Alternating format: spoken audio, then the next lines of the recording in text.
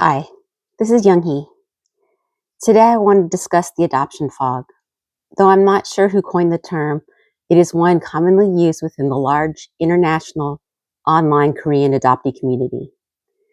When a child is adopted, he or she is usually so young, sometimes just an infant, and a good number of adoptees don't remember much, if anything, from their first life in Korea.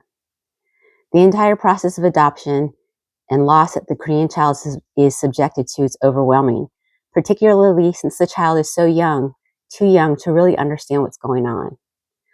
Most children this young do not have the verbal ability to process and discuss their feelings, or to ask for comfort or reassurance, or asking questions they may have. These children are often placed in an orphanage, then moved in with a foster family, and then one day, they're boarded on a plane to go to a completely unfamiliar country. No one questions if the child already has a family in Korea. Both the child and his or her history are completely disregarded. Experiencing several abrupt displacements in so short of a time causes trauma, but is rarely discussed, so it becomes internalized. Suddenly, the adopted child has a new family and a new home. Imagine putting your child through such circumstances. At the minimum, you'd want to help your child work through these events.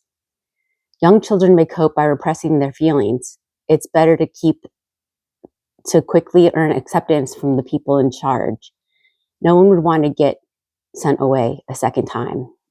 So you have to be a perfect child in order to not get rejected a second time.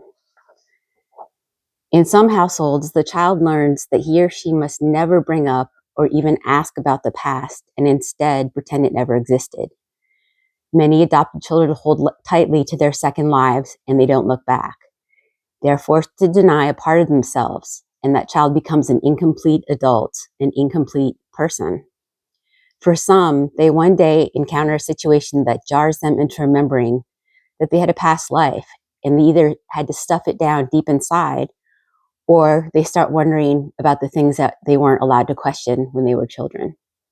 It happens at a different time for each adoptee, and for some it may never happen. This is the lifting of a psychological fog. You wake up and realize you were somebody all those years ago. Gradually, this adopted adult must come to terms with the suffering he or she experienced at such a tender age, and it is accompanied by great anguish.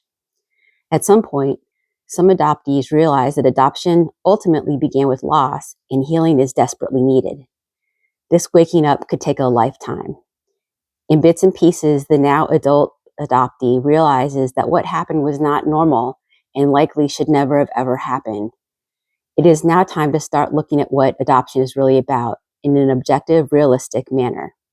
Your life is not complete. You had to give up parts of yourself that never should have been taken away. Now it's time to do the real work. For those of us who choose to seek the truth, but the others may remain in the fog. Thank you.